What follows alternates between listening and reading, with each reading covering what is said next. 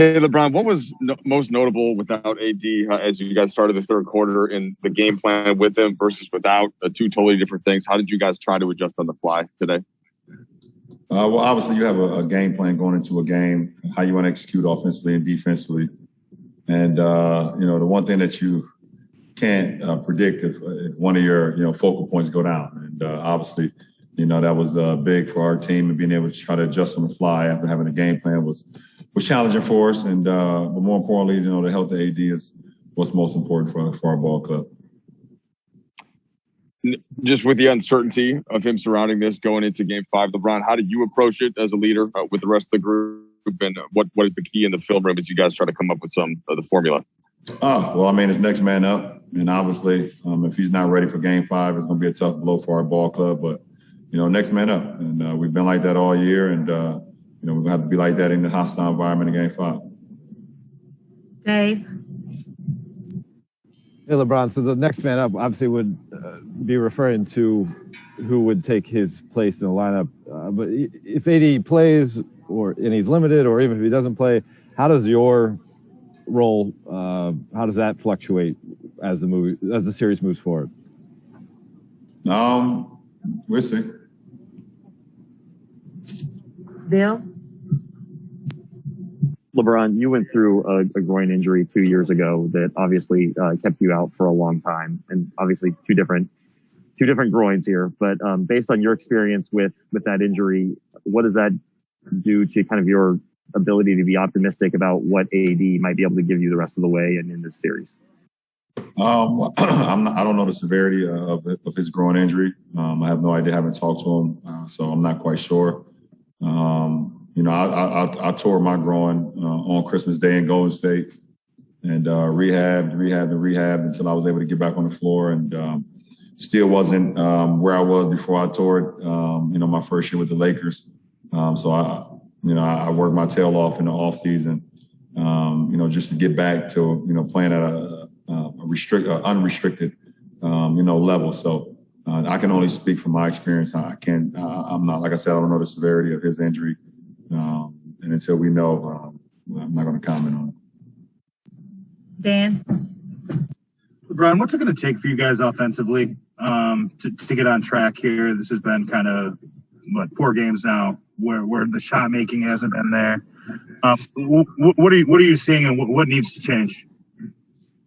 Sometimes it's come down to knocking down shots. We're getting some great looks, and obviously I'm going to take a look at the film when I get back home after I wake up from a nap, but and see other ways maybe we can exploit their defense. But they're giving us some good looks, and we're just we're not knocking them down. So we've had this happen before in the past, and but we always trust each other. We're going to trust the pass, get the ball moving from side to side, and trust our shots, and get up there and knock them down.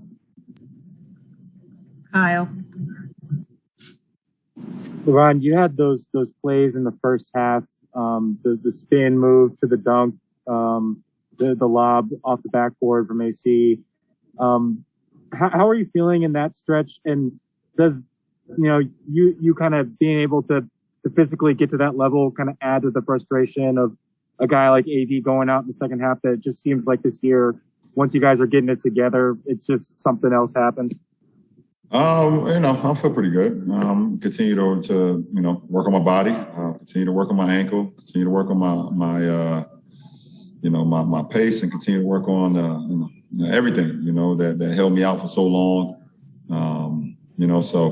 Every day I'm putting in timeless work on my body, especially my ankle, or just trying to get it back to full strength, and being able to test it on the floor helps a lot. So, like I said, it's been a roller coaster for us all year, especially with injuries. And we hope this one isn't a big one. But like I said, it's next man up, and we look forward to the challenge. Okay, we'll take 4 more. Mark Medina. Hey, LeBron, Frank was noting, his time in Indiana, that there were times when you were with Miami and Dwayne Wade or Chris Bosh would be out, and that meant that you'd have even more responsibilities, and that's obviously a dangerous scenario. I was wondering, to what extent do you draw from those experiences that it can apply to this current situation? Listen, the best teacher of life is experience. So, me personally, I look forward to the challenge, whatever However the hand is dealt, I'll be ready to play it. Ramona. LeBron, I say this as a 41-year-old, so I certainly don't mean to say that you're older, but at 36, how wide are those shoulders still? Can you do this at this age and carry the team if AD is not able to do to be out there? For me, it's putting our team in position to be successful. It starts with my approach, starts with my accountability, trickles down to everybody else. So, these shoulders was built for a reason. And, if it takes for me to put some more on top of it, then so be it. Win, lose, or draw. I'm ready for the challenge. Last two, Jovan. Hey, LeBron. You guys obviously played half the season without AD. So if it does go to that scenario, what did you learn about the team during that stretch of 40-something games and some of the stylistic differences with AD on versus off? Well, I'm trying not to even go back to that moment. Obviously, yes, like you said, we played half the season without them. They also played extensive time without me. So, we would have to go back and look, how ways we were really good when he was out and how we played. It would change our dynamic, obviously, of how we play. It would change our approach of how we play. We just, have a game plan and we go out and execute. Last question, Dwayne. Yeah, LeBron, obviously a lot's made of AD being out, but you guys were right there. If Schroeder makes a layup, you guys are only down 5 with about a minute and a half left. How much can you guys take from that finish to get to that point to carry over into Game 5? Well, every possession needs to feel like it's your last. That's just what the playoff basketball is all about. And, 5-point swing right there. Like you said, Diaz makes that layup, which he's 99% of making a layup right there in front of the rim. He misses it. It kind of let the sails out of us. They go down. Jay Crowder hits a 3 by their bench, timeout. The game is, pretty much over at that point. It's a quick 5-point swing. So we stuck with it. We stuck into it. We, kept on fighting back and got stops after stop after stop.